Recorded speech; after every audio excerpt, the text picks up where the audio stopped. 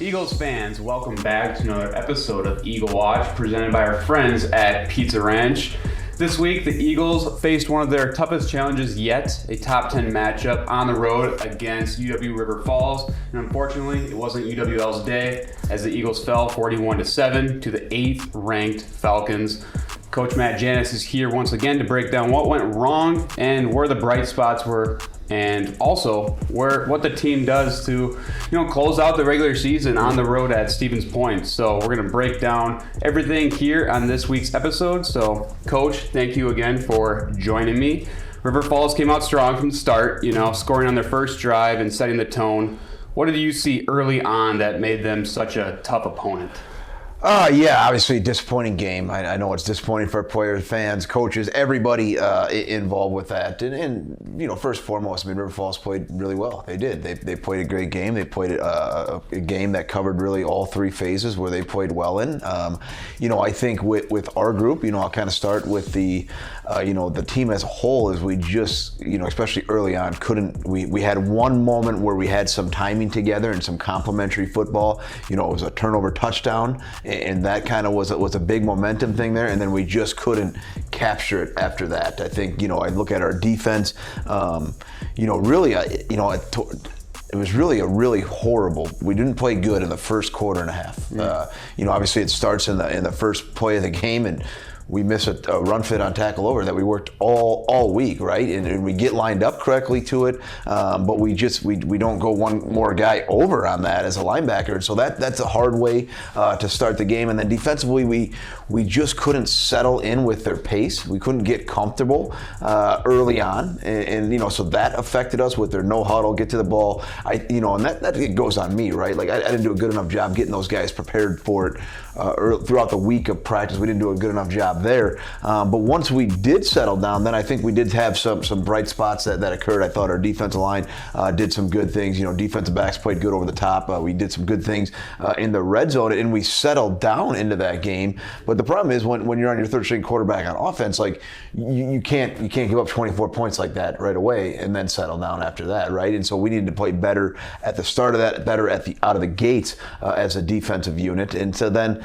you switch gears to our offensive unit, and really I'll take all the blame on that. That is my fault. I did a poor job of getting that group ready to go. I think and it wasn't that the players weren't ready.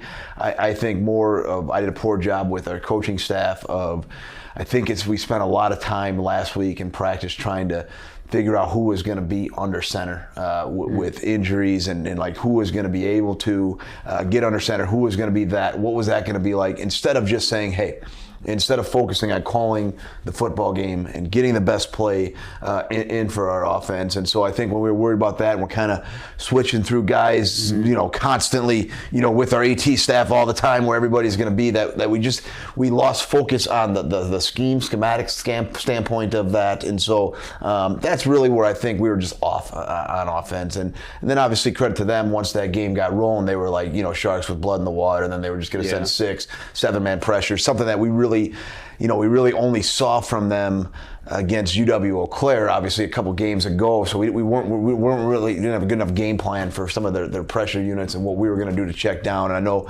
our offensive staff spent pretty much all Sunday making sure that stuff's ready to go, because I know we're going to see it from Stevens Point here as we come up here. So really that's really the fault of the offense. It was more of just too much focus on who was going to be under center as opposed to, hey, here's our game plan, here's what we're going to do, and let's let this rip. And like I said, that's on me as a head coach. That's not on the players. The players, like I said, I thought we played really, really hard. I thought they're taking nothing away from those guys or our offensive staff. It's just really that was like our too big of a focus, and I let it become too big of a focus as opposed to saying, hey, here's what we're doing, what we're going on. So that's where we're at, and obviously, like I said, disappointing, hard for our guys to take, but there's still a lot in front of us. I think as a football program, I still feel that I still know we're a really good football team.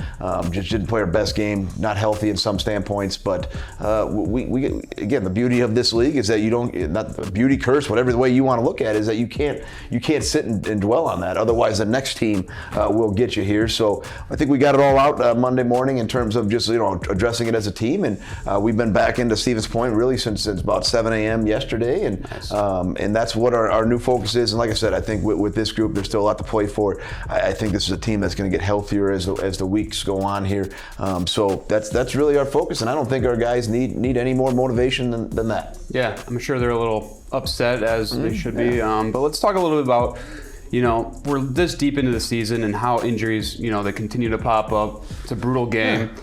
I mean, you already kind of mentioned you're trying to give everyone the reps. You're kind of seeing, like, how do you find that trend year after year, always like in November football where the team's banged up? I think we tried to prepare for it all off season, and we haven't had it to this magnitude in my career in UWL. We just haven't had it. It's just one of those years where it just kind of happens. And so we tried this off season. We tried throughout spring ball camp of just talking about it, discussing it, getting the next guys ready, making sure we put a ton of development into our 3s, our 4s, our 5s, some of that stuff. And again, it just happens. I think. And I think it's not just the UW Lacrosse Eagles, right? It's not just like poor me. I think everybody, within our league, I think actually River Falls has stayed pretty healthy. Yeah. But I think everybody else, the rest of our league, I had like talks with the Oshkosh coach, and I know Platteville was banged up at times. And I think that just happens with the level of physicality that happens in this league. I mean, if you have a sideline view, and I see it every Saturday, I mean, these kids are whacking each. I mean, it's just like, holy crap. They're fast. They're strong. I think that's just a game of football and the way it's played right now, and how strength conditioning and the players are different. They're faster, they're stronger, and it is full speed collisions, and that stuff's gonna happen as we go. And so I think like I said, with this week and with the quarterback situation, I had to do a better job of just not letting our coaching staff worry about who is going to be, and just say, here's what we're doing. And we've already kind of established that as we've gone into this week now. And like I said, we'll get the right play calls going and focus more on the play calls versus the quarterback. Definitely. I want to talk a little bit about special teams because we don't give them a much recognition on this show. They had a solid showing. Ethan Tranel averaging over 45 yards per punt with a 67-yarder. How valuable has his consistency been over this whole season? Yeah, I think you take away some bright spots. I thought there was some really good stuff on some special teams. I didn't like the first kickoff. We had to get the Pooch location over, and the location was right. It was too deep. Michael was too amped up. He knows that. I asked a lot of him on some of the kickoffs, and so that's why they kind of brought that one back. But after that, I think I know nobody wants to talk about the punt team ever. I don't ever want to see Ethan Tranel on the field. But I thought, for a group across the board with our front line, and we knew how much they were going to put an emphasis on going after the punt with their defensive line, which makes it tough. That's a tough look for our punt team when it's defensive linemen versus maybe linebackers, DBs. And so I thought that group did a good job in protection. I thought Ethan was able to flip the field for us quite a few times. And again, if we were able to time up some of our offensive defense stuff, that would have been huge as the game went on. And I thought Jack Rilling on the KOR team has established himself, and I think we're really close to really breaking one on that with him. But he's established himself as a dominant returner, and then that's all of a sudden now it's taken. Okay, we're not going to kick to him, kind of as that game went on, and so they had to kind of do some different things with the football. So I think there was definitely some bright spots. There always is in a game that we had, and I think special teams I thought our kids played pretty well on. Awesome. Well, I mean, it's a game to flush. It's a game to move on from. But did you feel, tension and anger in the locker room, and like how evident is that coin flip that the focus is now on UWSP? Yeah, I think that, we talked after the game, and we talked. I mean, the reality is that if we win against Stevens Point, there's a chance that we could be in the playoffs. And as I told their team, that's all you can ask in life is for a chance of something. And so that there is no more motivation. There is no more flipping the switch. Like that's what you have to do. If you win on Saturday, you have a chance for the playoffs. And what else do you want? Like I can't motivate that group anymore. So yeah, sure, we're upset. Sure, it was a conference title game that we didn't play our best game on. That we got a pretty lopsided score. Like of course they're upset, but that's got to be the focus. And I think, and credit to our guys, when all that was happening, I thought they did a good job keeping their composure on the sidelines. There wasn't finger pointing. There wasn't, yelling at each other. I just thought those guys did a good job keeping their composure. And I keep going back to that senior class. I keep going back to our captains of keeping that group together, even when we're at probably our absolute worst that we were at on Saturday. And that group continued to stay together, and they will, and they're back. And here we are on to Stevens Point. Yeah, it's a good squad. Good brothers. That's what it is. They're awesome. Brotherhood. Awesome. So let's flush that one, and let's preview this next week's matchup at UWSP. But first, let's hear a word from our sponsor, Pizza Ranch. Pizza Ranch serves buffet your way. Dive into our buffet featuring a variety of legendary pizzas, crispy fried chicken, and classic American sides. And don't miss out on the excitement of our Fun Zone arcade. Pizza Ranch, everyone's favorite buffet. All right, Eagles fans, welcome back to another episode of Eagle Watch. I'm here with Coach Matt Janis. We're going to preview this next week's matchup against UWSP, my alma mater. Yep. Let's kick their butts here. So what's the game preview looking like here? Yeah, I think it's Stevens Point team that is really playing some good football at this time. They continue to improve as a program throughout, kind of year in and year out. I still think, as I go back to it, and I say it every time we play these guys, I think their head coach, and obviously I know their OC Austin is tied into that as well, but Luke Vinay and Austin Archer, like the things that they do on offense are really, really good. He is still, to me, and it goes back to even when he was at Oshkosh, the best play caller that I've gone against as a play caller, and what he's able to do to you on offense and how he just stresses you. Like I'm so pissed off already. I've been up way too late already on some of the stuff that he does, and he presents such a big picture of things on offense, like of what you have to prepare for, right? So we got to get ready for empty. We got to get ready for wildcat stuff. We got to get ready for option. We got to get ready for under center. We got to get ready for the big one that we know we're going to see now is tackle over. Like we have to get ready. There's like a whole category of like all this stuff that we have to prepare for as a defense. And so like that's a lot of time. Like that's a lot of time that you have to pour in. And then the next thing is, well, how do you practice that? We have Tuesday, Wednesday, Thursday. How do you practice all that? And so you see just him as the play caller, let alone before we even get to Saturday with the plays and the formation that he's going to get you in. Like that's just a lot to prepare your guys for, and you put a lot on their plates, and they have to be in and out of different things here as we go with him. So he presents that portion, and then when we get to Saturday, you're not going to see everything. So you got to prepare for everything, but on Saturday it's going to be this, that, this, and like you got to adjust. And like I told our defense that like you got to have to work your butt off, not only just all this week, you have to work your butt off all day on Saturday to really, okay, here's what he's trying to do to us. Here's what we got to counter with. And then you got to get that communicated to the bench when you got, 4 or 5 minutes with your defense right there. So he does a lot with that. I think they're running back on offense, and obviously he does a great job of utilizing him and moving him, putting him in the Wildcat. He's one of the best in the league. I don't know what the total stats are. I know Coach Z brought it up with our defense last night. I think he's at like 750 plus yards or something on the season. He is a good player. We've seen him before. He's a fast, strong, physical running back with everything. They do a great job of moving him around. And then I think their quarterback's playing really, really well right now. I think he throws it on target. I think he does great with some field throws. I think he knows they have a really good, just him and the OC are in sync with what they're trying to call. And then some of the receivers are, I think 16-6. I think those guys are good receivers within our league. So they're going to present a lot on the offense side of the ball, and it's you got to categorize what they're in to what this series is going to be, what this play call is going to be against what they're trying to do. So it's a lot up here just to battle with those guys. And then I think you look at their defense, and I think this is probably the most improved unit of their team right now. And I think they're doing, they're kind of in their 3-4 odd structure, but they're able to play some 3-3-5 stuff. Then they're able to kind of jump into some even fronts as well. I think their defense coordinator's got a really good feel on pressure, and obviously that's something we're anticipating a bunch of this week against our offense.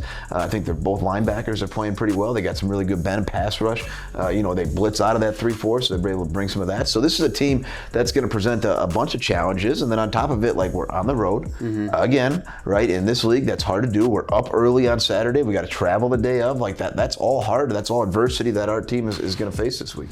A lot of pieces in this chess game, and that's what football kind of is. I mean, you brought up, it's a lot of mind game too. Yep. It's truly a chess game, but you are locked in. We talked about before the show even. I was like, did you watch the Packer game last night? No, I watched Point. So I want to give you some credit here, and I mean, talk about your process on Monday night, or early in the week, where it's like you were so locked in. You flushed that game behind you, and now you were focused on this next matchup.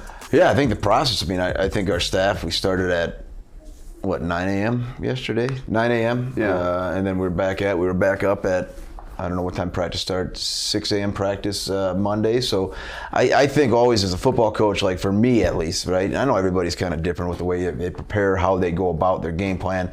First and foremost, I think, I'm mostly wrapped in with the defense, is trying to figure out, how are we going to call the game? What are we going to call it off of? How are we going to make your signals in? Is it going to be off of their formations? Is it going to be off of their huddle, personnel? How are you going to call that? And then you kind of break it off from there. But I think the first part of the week for me is always frustrating, right? Because you're trying to figure out, you're not just playing formations, you're not just playing players, you're not just playing plays, you're also playing against a coordinator, right? And so you're trying to figure out what he's trying to do, right? So you're looking at a bunch of different stuff, personnel groupings, the formations, to then you're trying to watch games at a speed where you're like, okay, what's he trying to do? Where's he trying to attack? So for me, the first 4 days of the week are miserable. Yeah. And I tell our guys this all the time, and I'm miserable all the time. Probably got a little adrenaline. Because I don't have feel, right? I don't. But then and I think Coach Z and I get really good in a good rhythm with some of this. As we get to Thursday, Friday, it's like, okay, now it clicked. Now we know what he's trying to do, how he's trying to attack us. Because you got to think that too, right? How is Stevens Point going to try to attack us?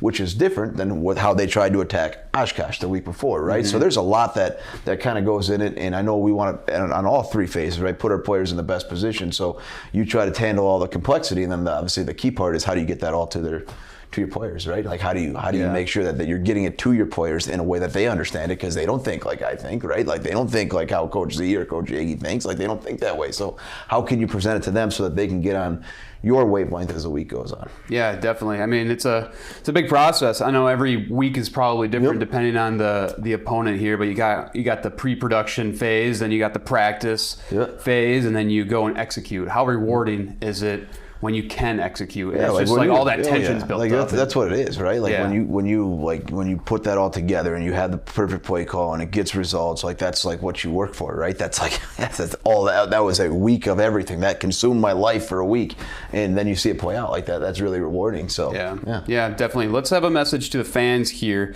It's the last game of the regular season. Eagles fans, that you guys travel well. So what do the fans need to know about UWSP, and I guess what do you want them to bring? Get there. The sidelines, the stands, the setup is right there, so we can feed off your energy. Get there, be there. Need you guys, need that energy as we get rolling throughout this game. It's going to be a 4-quarter battle with these guys, and we need as much maroon in that stadium as possible. Definitely. All right, kickoff is set for 1 p.m. at UWSP.